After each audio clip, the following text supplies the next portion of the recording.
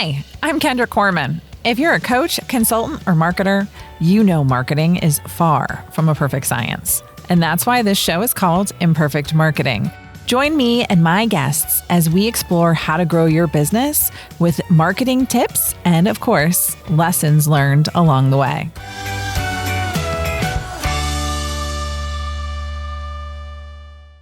Now, what if something that you created once kept opening doors for you without you having to lift a finger or do a lot, right? I never say anything does it all for you because that's a lie. And anybody that tries to sell you something that will do it all for you without you having to do anything is full of baloney. Anyway, a book that I wrote, Mastering AI in Communications. If you've seen it, if you're watching the video, here it is. If you're just listening, go ahead and check it out. Um, it lands me speaking gigs that I don't pitch for. I had 35 speaking gigs in 2025. Yes, that was a while ago. I have had, I think I've been booked for 3 so far in 2026 as of the time of this recording, which is not today. I want to talk a little bit about how it happened, what I did right, what I would definitely do differently, and just really help you figure out if this is something that could work for you. So I published the book, Marketing AI and Communications, back in February of 2024. I'd been using AI quite a bit by that point, and I decided to give it a try. I had a guest on my podcast that talked about short books. I will link that in the description if you want to check out that episode. But he really talked about how much credibility that it would lend to me and the differentiation that it gives people. Now, the process was AI assisted. I took transcripts from podcast recordings, transcripts from online trainings I had done, workshops, handouts, emails, social posts, you name it. If I had done it on AI, and this is back in 2023, I basically loaded it all in as information for AI to take a look at. Talked through with AI a little bit about what I wanted to do and how I wanted to talk about it and what I wanted the book to achieve and who it was for. It helped me outline the book, and then it helped me write it chapter by chapter by chapter. Now, notice I said helped me, didn't do it. Yes, it took me from probably would have taken me 2 to 3 times as long, I think, to really write it because I know my material so well. I knew what I wanted from it. I knew what I wanted it to look like. So again, I think it would have taken me about 2 or 3 times longer to write it. I was able to write it in a weekend with the help of AI. And working in that amount of time for 3 weekends in a row would not have happened. So it probably would have ended up taking me 6 months if I got around to it, because Lord knows I've been working on a new edition of this book and I haven't been able to block enough time to make that happen. So again, I loved the experience of using AI for it. I did it for a couple of reasons. One, I wanted to see what AI could do, right? And then two, I also wanted to see what the book publishing process was like and what was involved. And I really needed a giveaway for some of these speaking gigs that I was doing and the sponsors that sponsored these different conferences that I was speaking at and the workshops I was doing as a leave behind. And it really served well for that. So I want you to think about content that you have that maybe you've been sitting on that could become a short book, right? That's helpful. Think about that email series that you have, or the social posts that you've been doing, or a 3-part webinar maybe that you've done, or even just one webinar, right? On a certain topic that you've done. Where are those transcripts? Where are those videos? Where can you get that content and help make it into a book? I have a friend of mine who has been sending out, I think they're like 5-part series on different topics in, I'll call it management, leadership, and it could totally be a book, right? She's got a presentation that goes with each of these 5-part series. They all tie together because they're all targeted for the same person. Why not combine them, take that information and have AI help her write a book, right? She's thinking about it. We'll see what happens. But I think it's just a really neat way to think about it. Now, Let's talk a little bit about what's happened since I published the book back in February of 2024 that I had no idea I was actually going to be publishing.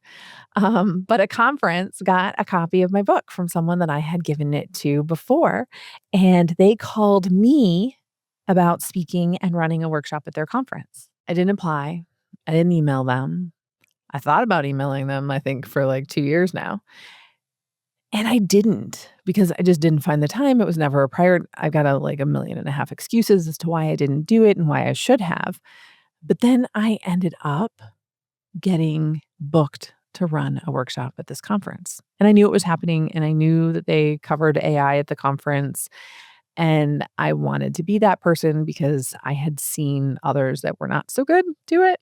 And I wanted to really help the people that attended. There's another person that attended a conference that I spoke at, and they got a copy of my book because it was left on the chair. And 2 months later, they sent me an email through my website saying, "Hey, I have an upcoming opportunity for you to speak. I would love it if you would come on out and speak to us about this." And they wanted me because I wrote the book. Right? It gave me instant credibility. Yes, they saw me speak, which was fantastic. The book is what got me the inquiry. It didn't necessarily get me the speaking gig, right? In either case, because one, he had seen me speak. And in the case of the conference where they got the book, they didn't even read the book, right? They did do due diligence. It was mine to make or win or lose, right? They didn't just take someone's word for it that I wrote a book and that they wanted me to speak at the conference, but they knew that I'd written a book.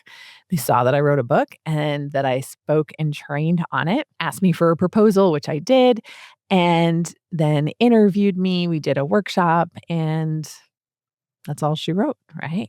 So I feel like there's a lot of opportunities. It's not the slam dunk piece of it. You still have to know your stuff. You still need to do things. AI can't do it all. But the book was a game changer, right? I'm not actively selling and promoting the book. I really just sort of hand it out wherever it's appropriate. And it's getting into the hands of people that can hire me to do speaking and training and amazing things. It does the selling for me so that I'm not spending a ton of time going online, looking up speaking gigs, things like that. Although I probably should and could, but I just haven't.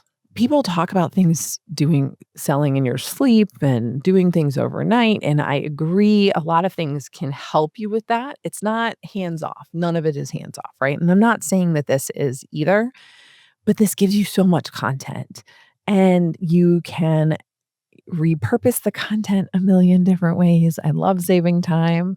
So when you have the book, you can take out the stories and just come up with so much more, many different things. And I want to talk a little bit about this credibility piece, which is what the book really does give you when you write it. And that is like, there's a psychology associated with people that write books. Yes, there's a lot of people that write books. Yes, there's a lot of people that are bestsellers. I get it, but there's a different level of trust with someone that's taken the time to write a book on a topic that doesn't happen if you haven't done it. And it really positions you as an expert before you even open your mouth, which is pretty cool, right? Now you can definitely lose it if you open your mouth and don't sound like you know what you're talking about, but it's tangible, right? People can hold it, share it, pass it along, which is what's happening, and that's just so exciting. It's separates me from the other people that do what I do. So I still remember going to a conference where someone spoke on AI. So this is back in 2024. I think this might have been March. So right after I wrote the book, I actually didn't bring enough copies of the book with me, and I should have brought a ton more because I think I would have locked in some other training if I had more copies of it. But the book itself gave me some credibility. The fact that I knew my stuff and that the speaker didn't, because I was asking him questions. I feel bad. I was a mean person. I did put him on the spot because he was calling things like Mid-Journey Discord, which Discord's the system that you can access Mid-Journey, and just a lot of things that weren't right. And barely anybody in that room was using AI at the time. And it was just, I have to say, it was, poor speaking on his part. And things were getting really, really competitive in the AI space for speaking and opportunities. And I was so lucky to have had this book because it really differentiated me when people were looking to bring in speakers or have someone come in and train and run a workshop, things like that. And I think that that's important. So I want you to think about how you're establishing credibility with new people, right? There's the know, like, and trust factor. Someone else was just telling me the other day, it's really the know, love, and trust factor. But that trust, that credibility, the fact that you write a book adds to that and really does help, right? It doesn't necessarily fix the know and love or know and like factor 100%. It can if they actually read it. But is it working, right? Is whatever you're doing working to the level that you want it to work at? So let's just talk quickly about some things that I would do differently because there's definitely some things I did not do correctly with this book. I wrote it in a weekend. I would recommend taking a little bit more time than just a weekend to write the book. I didn't have an editor. I only had a proofreader. I didn't really work with a large company or anything like that because, again, I was just trying to figure out what the process was like. I found people on Upwork to help me with cover design and book layout, things like that. It wasn't terrible. I'd still use people off of Upwork again, depending on the goals of my book. If I was trying to become a bestseller, I think I would do it very differently. I would plan the launch more carefully. I would be building up to the launch more often. I would be sharing behind the scenes photo. I did none of that because I had no idea if I was going to even like this, if this was going to work, how this was going to all pan out because I was sort of solving it through Googling questions, right? Now I'd ask Perplexity, but I don't actually think I was asking Perplexity much back then. I learned so many things and things have changed. The book content isn't going to change a ton, but I have wanted to do a new edition because of all the different things and all the different examples that I use and add and create nowadays. But I said I was going to get a new edition out in 2025. That did not happen. But hopefully I'll be able to redo it here in 2026 and get a new edition out with just some added information. The information I had still is valid. The way the prompting works and the information to give the AI systems still all works. It's just a little bit, there's a few more examples and different ways to use it and things like that that I want to change up. Now, I want to say again, the show is called Imperfect Marketing because marketing is not a perfect science, right? My book is definitely an example of imperfect, right? It's definitely not perfect. I haven't heard of any typos on it. Although I think at one point there was a typo on the back cover, which sort of freaked me out. I'm like, oh, I cannot believe I missed that. I think I did change the back cover again. But it doesn't have to be perfect to be effective, right? It doesn't have to be perfect to work, to give you that credibility, to help you get those speaking gigs if that's something that you're looking to do. So if perfectionism is stopping you from creating something that is going to help you grow your business, grow your brand, grow your reputation, give you additional credibility, I want to challenge you to think about that differently, right? So think about what it is that you could do differently. For me, a book was not about becoming a bestseller. If you want to become a bestseller, I've got a couple of different people you can interview and talk about that. It's really about creating, for me, a marketing asset that could keep working, a handout that could keep working for me. So think about what content do you already have that you could be repurposing, right? That's what we talked about. Podcasts, workshops, presentations, blog posts, right? Emails, social posts, whatever it is. Then I want you to think about, and we've talked about this many times before, but what do people always ask you about? What are those things that they come to you for? What are those problems that you solve, right? That's your book. It's that simple and that hard, right? Start small. It does not have to be 300, 600, 1100 pages. I'm like looking to see. Mine's got a couple of blank pages. Mine's 85 pages. That's not a lot. And it's got some ads for like Imperfect Marketing podcast in it and things like that, right? So there are ways that you can leverage different content and pieces. It doesn't have to be long.